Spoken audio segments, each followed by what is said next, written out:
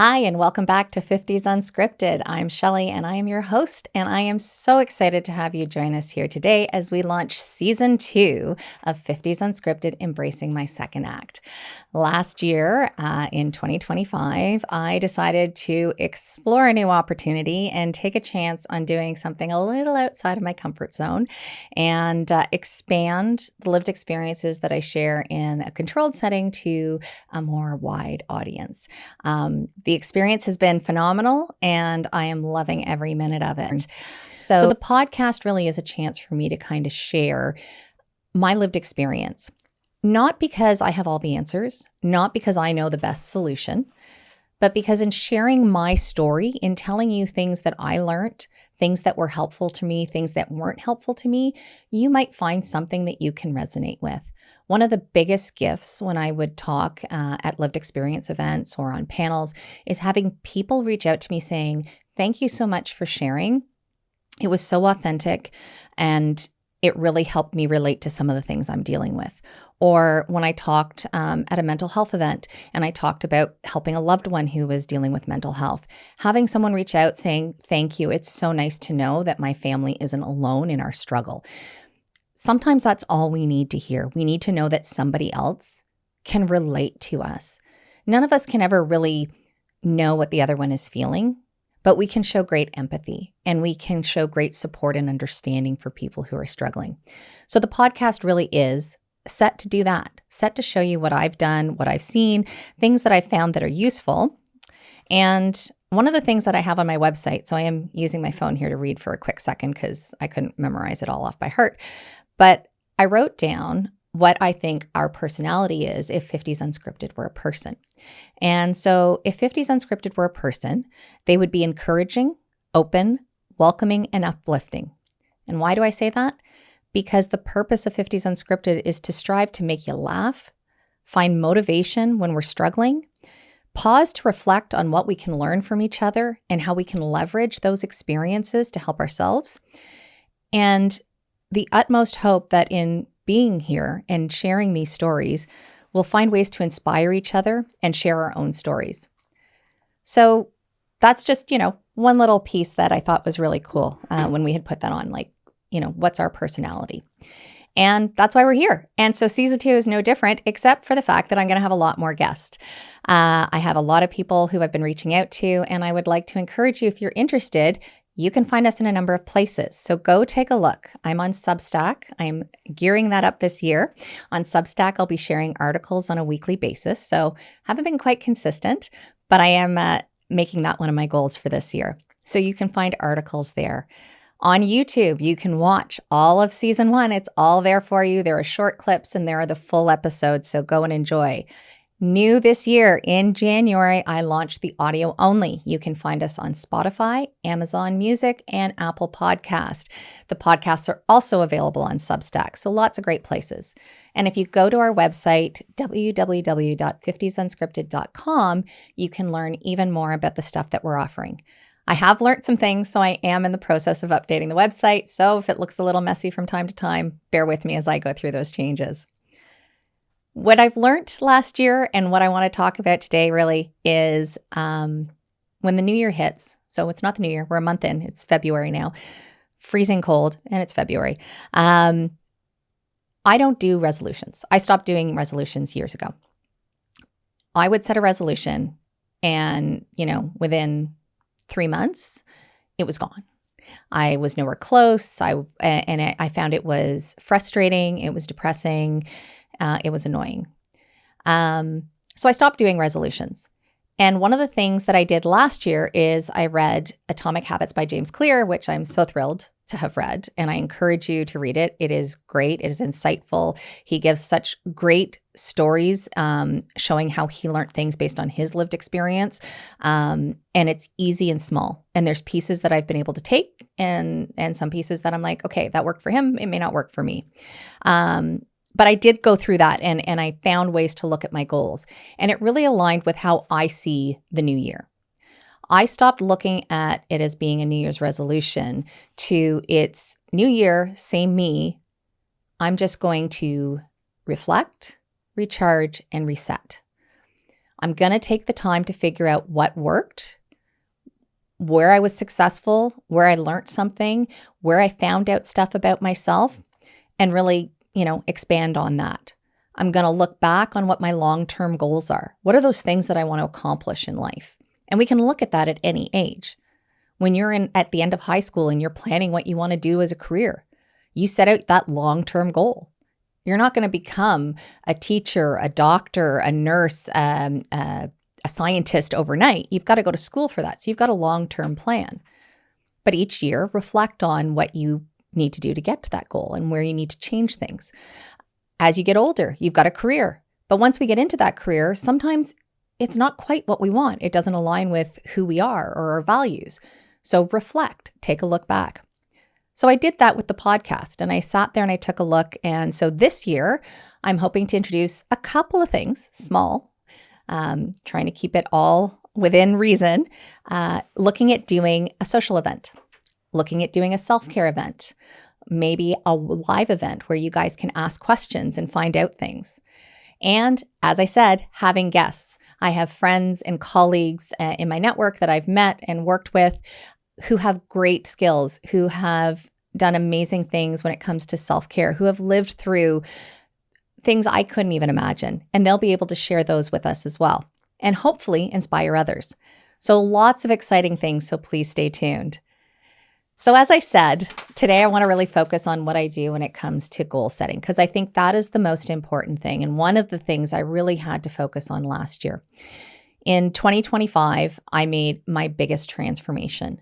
I went through over 2 decades of weight management issues. And in February, so a year ago, almost to the day, so just over a year ago, I started my weight loss journey.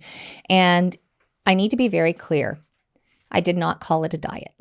This was not a diet. This was a lifestyle change. This was a decision that I had to figure out who I wanted to be and make a difference.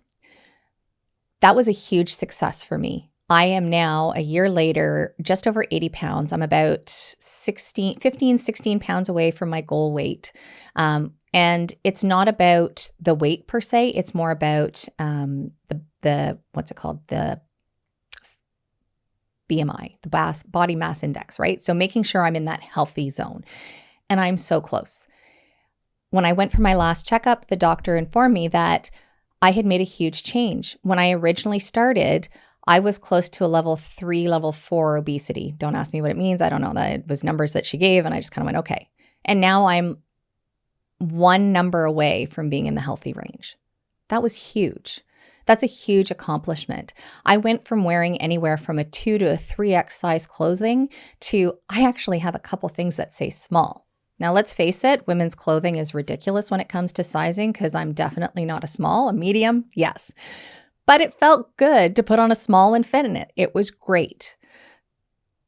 That was a win. So I took a look at what did I do? What did I do last year? What did I accomplish? What else happened? I got engaged. That was huge. Something I never thought I'd do again. Big change. I had another child graduate high school. I helped another child move on to post-secondary education. I helped, my kids with their struggles and things. I accomplished great things at work. I continued to build my team. I continued to build my network and find where I can offer more and where I want to go. I finally purged after 6 years my garage. There were great accomplishments. So I celebrated those wins and I took time in January to reflect on all those great things and recognize them. I also took a moment to sit back and look at the lessons I learned. I learned that I tried to fix everything at once. When I got diagnosed with ADHD, I got a laundry list of things I had to work on. And I tried to implement 20 new habits at once, which wasn't feasible. I didn't find something that was sustainable. So I had to learn from those lessons and rethink how I want to do that. At work, we do what's called lessons learned, or even a SWOT, the strengths, weaknesses, opportunities, and threats. But one of the things that I have been learning through work and through the podcast is we have to look at, and this came out of Atomic Habits as well. When we look at the goal, that's the end game. So that's the outer circle. How we get to that goal is that middle piece, right? It's the steps and it's the practices and the habits we build to get there. But the center, what drives our goals, and what should always be what drives our goals, is who we are. It's our values, our beliefs, and how we want to be seen as an individual. And one of the things that I've said for years, and it's not my saying, I found it, somebody else posted it who struggles with their own illness, and I don't know where it came from. I will not let my illness define me. My illness is part of who I am, but it is not how I want people to see me. I want people to see me as somebody who is authentic, empathetic, people-focused, inclusive. I want to be seen as confident, knowledgeable, respected, accountable. I want to be seen, especially with my family, as loving, understanding, supportive, open, and approachable. That's who I want to be seen as. And when you look at 50s Unscripted, you'll see that I resonate that. That is in there, and that is who I want to be seen as, and what I'm hoping 50s Unscripted will amplify. When I look at my personality at work and how I present myself when I speak to people, I try and focus on those things so that I am being that person and I am putting those best things forward. When I work with my family, when I talk with my family, I try and keep that in mind. I try and reflect on that. And I talked about in the first season, the courses that I went on with my daughter to help learn new ways to communicate. So we went on emotional feelings therapy, or I don't think that's the right course call, but anyways, it was based on EFT.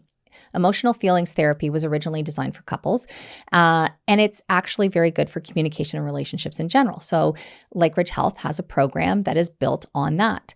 And we took a course, and it was really great because we got to find new ways to communicate to each other. And I'm really excited because she's agreed to come on this season and talk about ways that we've learned to communicate to each other and share a little bit of that journey. It's important to understand that it's my values, beliefs, and opinions that I want to be remembered for. I can't control what people say or think about me, but I can control my reactions, my behaviors to leave them with what they're going to say, hopefully. What I do value is when things don't go with my beliefs. I look for truth. I look for lived experience. I look for learning and growth. There's no room for hate, for attacks, for misinformation, for disrespect. I'm not looking for that. Those aren't the things I want to be remembered for. Those aren't the things I want to include in my life. We can have difference of opinions. We can have different ideas, different values, different beliefs. We have to be respectful, mindful, and not exude hate and misinformation about those things. And that's all what forms who I want to be seen as. That informs how I want to be seen as a worker, so as an employee. It's how I want to be seen as a parent. It's how I want to be seen as on a personal level with my friends and with the people that I'm starting to reach out to through this podcast. So it's really important to me. And that's what that first time, January has all been about that, like reflecting and looking back at that and really understanding who I am. The recharge part is what I've been doing as well. So, you start off with the reflection, what you did, and then recharging is really, how did these things change me? And as we go through these lived experiences, as we learn and grow and meet new people and learn new things, it may tweak some of our opinions. It may change some of our beliefs a little. We may realize that maybe there was something else, something we didn't know because of how our life is, because of our culture, because of our differences. So sometimes it doesn't change the trueness of our value or our beliefs, but it may tweak it a little bit. We may have to adjust to accommodate things that we've learned. How did this impact my dreams, my long-term goal? How does this change my where I want to focus at work, at home, with the podcast? And what do I want to do to move that forward? And let's face it, Canada's cold. Ontario has been freezing in January. So I do know that we have a lot of viewers who are not, aren't going to know the Celsius. So just to level set a little bit here, I did write down some numbers. So if it's 0 degrees outside, which is a nice day in the winter in Ontario, a 0 degree I can handle. It's 32 Fahrenheit when it's 0 degrees here. On average in January, we've been -10 to -20 in Ontario. In Fahrenheit, that means it's been 14 to -4. When you tack on the wind chill, we can be anywhere from -30 to -40, which is -22 to -40 Fahrenheit. So just let that sink in. So whether you're Celsius or Fahrenheit, doesn't matter. And yes, there are other parts of Canada that are way colder than that. And I love Canada and I will go visit you on your warmer days, but I'm not going when you're colder than this because I can barely handle this stuff here. So I keep my house, much to my kids' chagrin, at a nice balmy, 22-ish, which is 72 Fahrenheit. Really not that hot. But that's what I try and keep it at because it helps me. The colder it is, the more my flares tend to be aggravated and it bothers and it increases my pain. So I need to manage a little bit there. I do bundle up. I have my blankets, I have my socks and my sweaters and everything else. But, I do have to keep it slightly warm. If it's 0 degrees, when I walk out the door, that's huge. So I go from 22 Celsius to 0, or I'm going from 72 Fahrenheit to 32 Fahrenheit. So that's like a 40-degree difference in Fahrenheit, just so you know. So it's really cold. So what better time to recharge than January, where I can sit down and take a look at what I want to do. So if you notice when I talked about goals, I talked about 4 main areas that I focus on. I focus on personal, work, home, and family. And I do treat home and family as different because home is more than just the people that live there. Home is how I'm managing the house, how I'm staying on top of chores, how I'm doing repairs and all the other things that come with, being a homeowner. I have long-term goals for each of these. I have things I want to do in the house. I have, repairs and changes and modifications and stuff like that. We can't do them overnight. We have to space them out. I have the same thing with personal. I have my personal stuff that I want to do as an individual that I want to be successful at. And I have the things I want to do for the podcast and this side business. I have my work goals, things that I want to do as I'm, working for at least 10 more years. I'm hoping, we'll see. Who knows when retirement will happen. And I also have the things I want to do with my family. My kids aren't going to be home forever. Even the ones that are in post-secondary, eventually they're going to find a full-time job. They're going to move out. They could live who knows where and do whatever. Even though some of them think they're going to live in my house forever. I will be retiring and downsizing. I'm not keeping a big house forever. So I have long-term goals. So that's the first thing. That's that long-term picture. So that doesn't reset annually. That's not something that I'm going to set a new goal for each year. That's the long game. That's my game plan. So what I tend to take a look at is for the year, what are the main goals? What's the main thing I want to accomplish for the year? What's that big picture? And all I do is give it 2 or 3 sentences. This is what I want to do. This is what I want to accomplish this year under personal, under work, under home, and under family. And then I have my medium, which is the 6 month. That one's a little bit longer. I might bullet a couple things I want to have done by then. Let's face it, family this year for me is pretty big. I have one goal for family this year. I'm getting married. I got a lot of people I got to communicate with. I've got kids I want to feel engaged and, part of the package and involved. I've got stepkids I want to engage and involve. I've got my partner that I want to engage and involve. So that's big. Family, that's my goal this year. It doesn't matter about all the other stuff that we want to work on. That's our priority. So my 6 months is to make sure I've got everything I need done because that's about end of June, beginning of July. The wedding's the end of August. So that's when I need to have all my key targets done and stuff. So the medium goal is what are the things that'll show me I'm on the right path and that I'm ready for whatever's coming. And then the short term, I'm going to talk about a little bit more in just a few seconds. I don't really have detailed short term.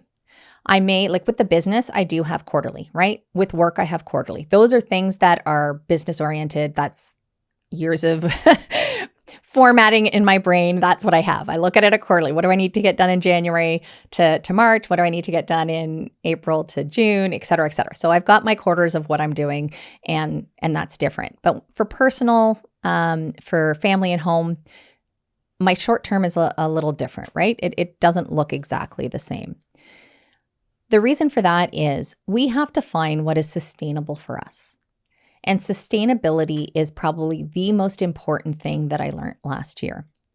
I had tried everything for weight loss. I had tried various programs, and they worked for the first couple of months. I tried various tools, and they worked for the first couple of months. And then I felt like I was lazy. I felt like I was incompetent. I felt like there was something wrong with me because I couldn't maintain it. It wasn't that I couldn't do it. It wasn't that I was lazy. It was that it wasn't something that was sustainable for my lifestyle. We all have different skills that we're better at. And that's one of the great things in learning. And I recently did a skills assessment and I got to learn where my skills are, what domains I'm strongest in. It doesn't mean I can't do the other stuff. They're just not my predominant skill sets. And my domain is relationship building.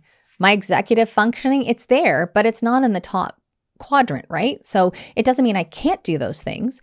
Some of my relationship building skills do amplify and help with those, but they're not where I'm strongest. So for me, finding something that's sustainable means I need to understand my skill set. I need to understand what I'm good at and how I can make it work. I have to find something that fits me. And what fits you may not fit me the same way. That's why I said Atomic Habits is great. I got tons of great information and I've adopted a lot of the different things that he said in there. I do hope to get the journal that he's got out now as well, because I think that might offer me some additional insight. But I've tweaked it to what I can sustain and I've tweaked it to what works for me. I did the apps. I had all the apps recommended when I first got diagnosed with ADHD, do this, do that. And then the next thing I know, my phone was going off every 5 minutes. Did you finish this task? Did you finish that task? What about this task? Suddenly my list for each day was beyond daunting because there were 40 things I was trying to go through and check off under every category. It didn't work for me. Having an agenda, I would bring agendas and they're all date driven with that same thing, very detailed, very outlined. I would do it for a week and then I would forget it somewhere and I'd find it a week later, go, oh, I forgot to do that, or oh, I switched that. And suddenly it just didn't resonate anymore. Spreadsheets. I did the spreadsheets for weight loss and then I'd forget it, or I'd be on a trip and I'd only have my phone and I could barely see the spreadsheet. You have to find what's going to work best for you. And between Atomic Habits, I have the Let Them book here, and there's a lot of things that Mel Robbins shares as well on hers that has some different things. Personal brand courses that I've taken, some career planning courses I've taken, the various apps, the agendas, all the lived experiences and the podcasts that I listen to, and some of the specialists. I've picked up things that I've been able to parse out the pieces that work for me and test out and either modify or put away the things that didn't. And that is where I've come up with something new on how I do my short-term goals. So when it comes to my short-term goals, I have a week by week. Now I'm just testing it out. It's new. We're trying it for the first time this year. I've taken all this learning from all the things I've read and all the things I've looked at, and I'm doing a weekly goals. So I have my 4 items and I identify quickly what is my goal for this week. So for example, this week, my family goal is very simple. I need to book appointments. I'm behind on booking the dentist and the eye doctor, and we've got other specialists and stuff like that for myself and my kids. So this week, my goal is to get all of those booked and into my calendar. That's it. That's my goal, plain and simple. It's small, it's easy, and I can manage it. That's the week goal. I then have, something like that for the podcast. I have something like that for my personal goals. I have something like that for work, and I have something like that for the house. So what are the things that I need to do? I then have a list of habits, no more than 5. I was to the point where I was tracking countless habits. I think I was up to 20 at one point, and that's not sustainable. I'm saying 5 maximum. I may only have 2 this week. I haven't figured it out, but I'm going to set them in order of priority. This is the habit that is most important to help keep me on track. This is the habit I need to practice. One of my personal goals for this year is incorporating exercise more consistently. I have the food and the eating and the weight loss in the right direction. To maintain it now, I have to add the exercise. So my goal for this year is to incorporate more exercise. Did I mention the physical illnesses that I have? Doesn't mean I can't exercise. I have to do it even more so, but I have to figure out how I manage it. So what is the way I'm going to do that? So one of my habits likely for this week will be to work out, to exercise X number of times a day, or not a day, for the week. But that's going to be one habit. So I'll have maximum 5, but that's it. And they'll be ordered in priority. And all it is, did I do it on Monday? Did I do it on Tuesday? So how many days did I do it? And build up that consistency. Not all the little details of every little step I had to do to complete that habit. Did I do it? I know what I need to do to get those done. What is it that I did? Did I do it? Yes or no? I then am having Monday right through to Sunday, where I'm going to go through and list 1 or 2 main goals. So this is a little more detailed. So the first goal is just, I want to exercise more, right? It's increase my exercise, or book those doctor's appointments, or those appointments. When I go into my goals for the week, for example, with booking the appointments, Monday is going to be just make a list of all the appointments I need to book and who with for each person. And that includes my fur baby, because I forgot to book her grooming, but it's really cold outside, so I'm going to let her hair be a little longer right now because she's teeny tiny and she needs the warmth. But that's it. So Monday, my only goal during the day is to take care of making a list of who I need to call, what those numbers are, and like just the list.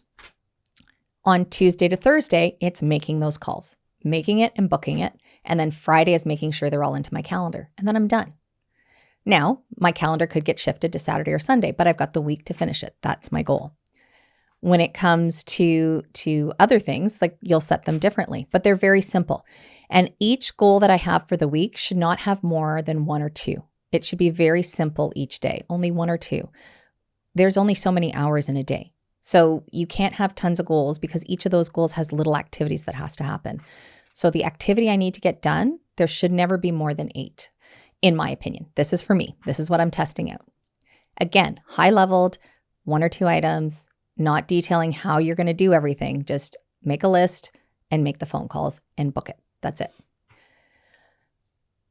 What I do then is every Sunday I sit down and I reflect. What did I get done last week?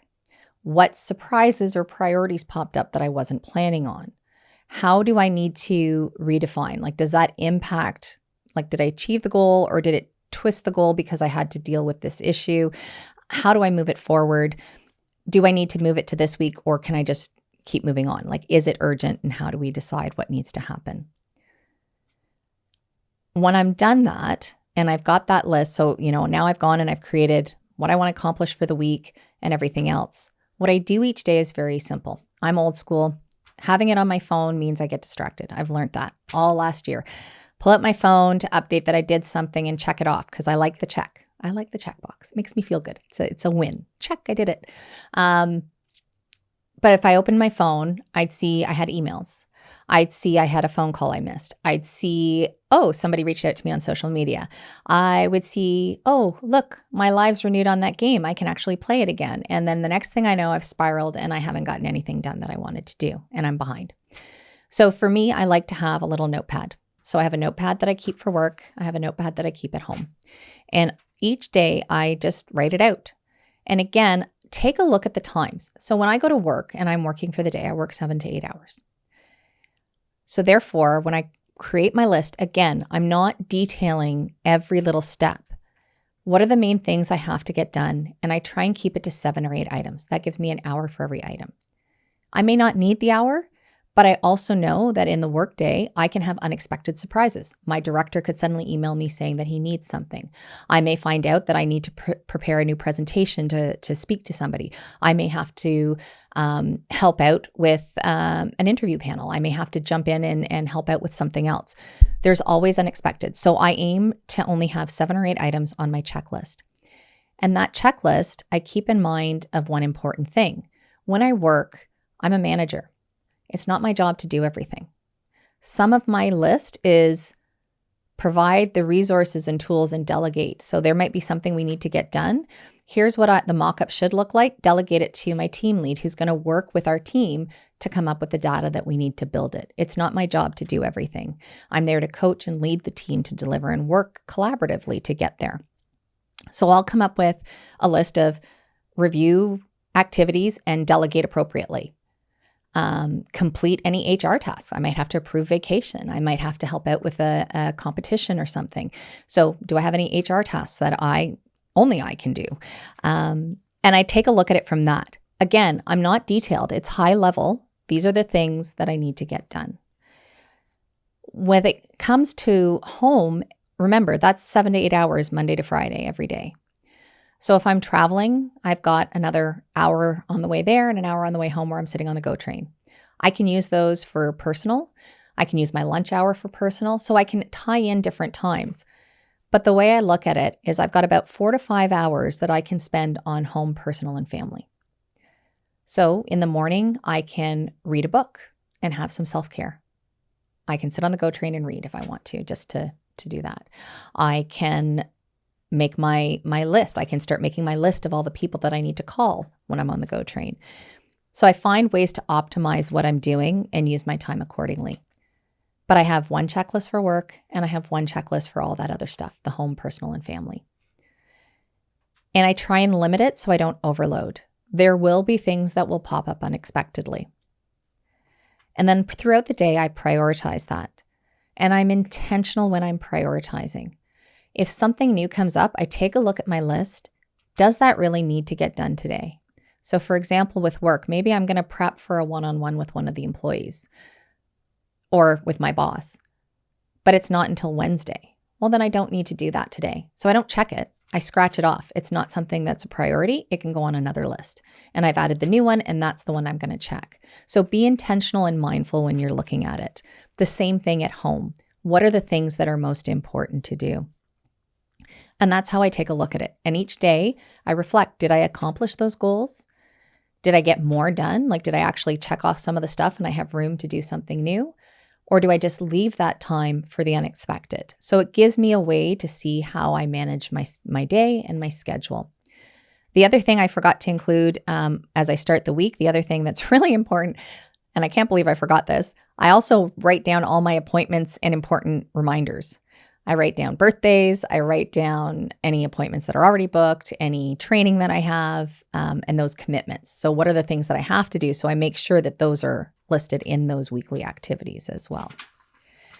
And self-care really is where it gets most important, because as I go through this, I have to make sure that I'm also taking a look at what I need to do for me and how I'm going to juggle all of this and have me time.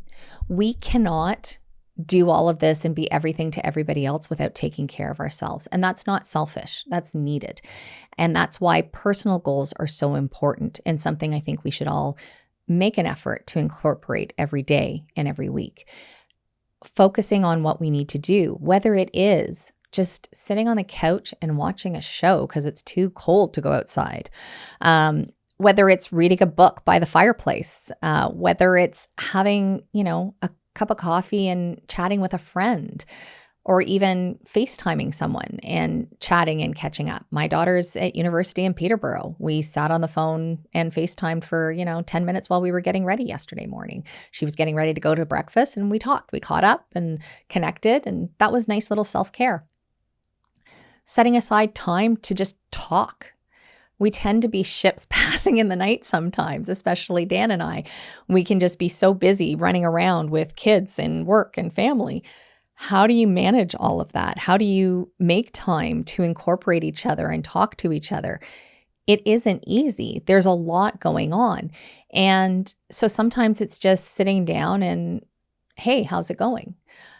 What's new? Or a quick text of thinking about you, hope everything's going well. Those are great. And those are motivating. Letting people know that you are thinking about them and that you care about them. Taking time to learn and grow.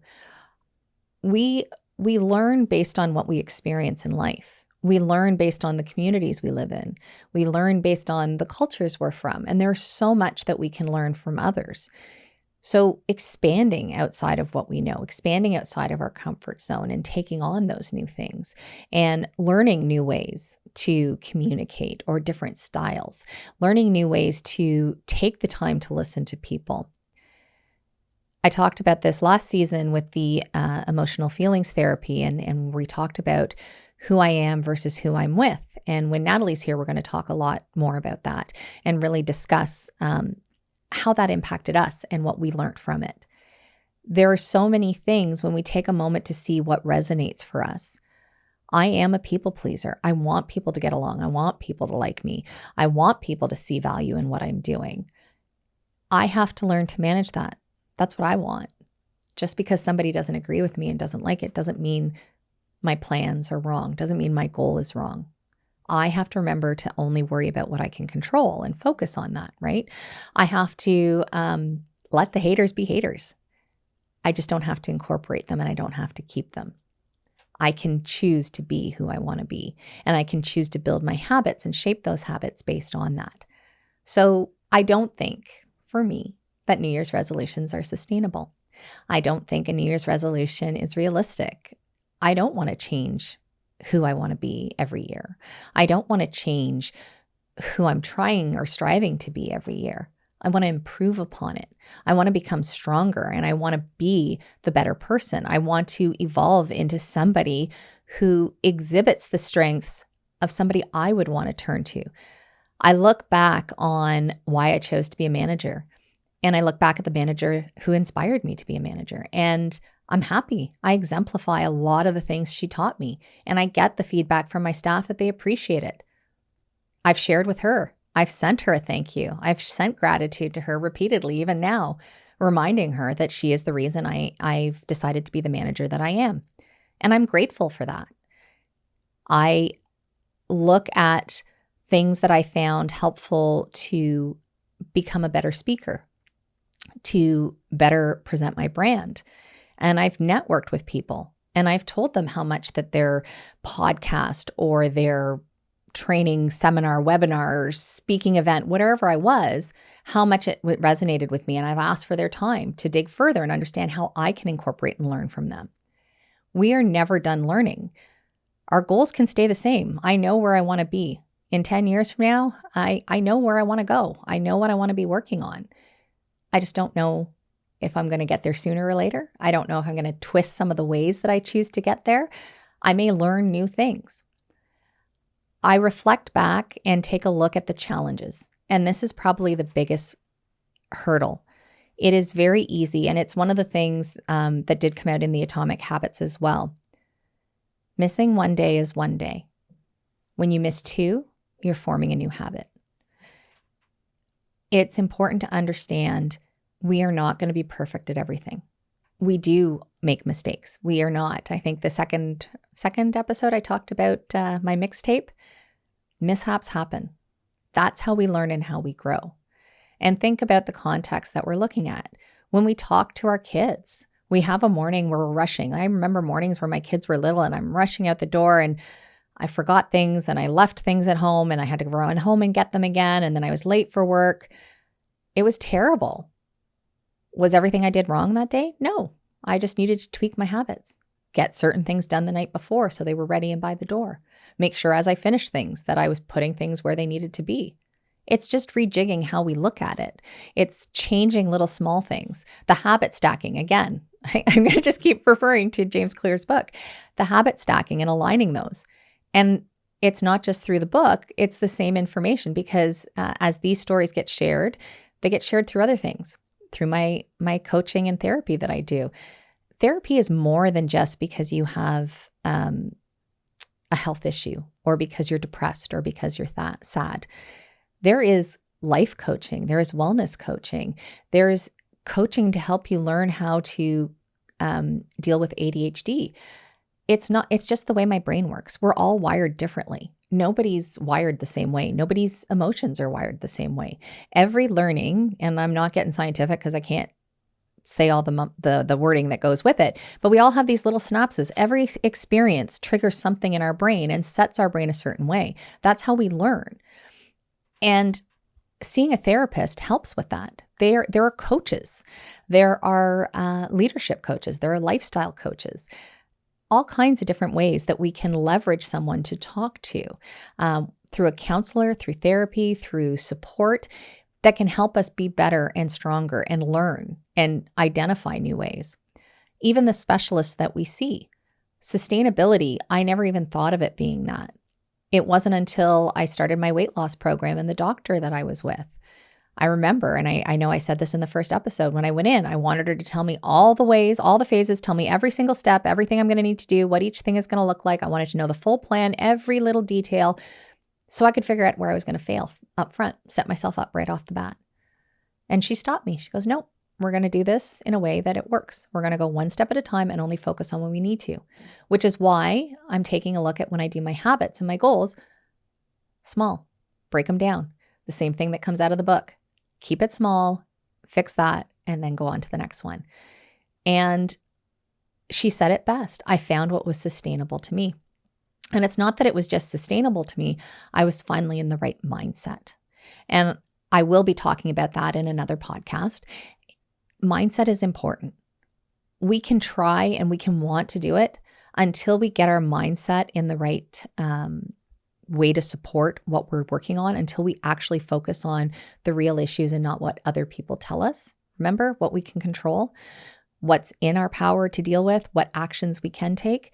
Until you get that mindset, it's very difficult to live those sustainable moments. It's very difficult to keep the follow through.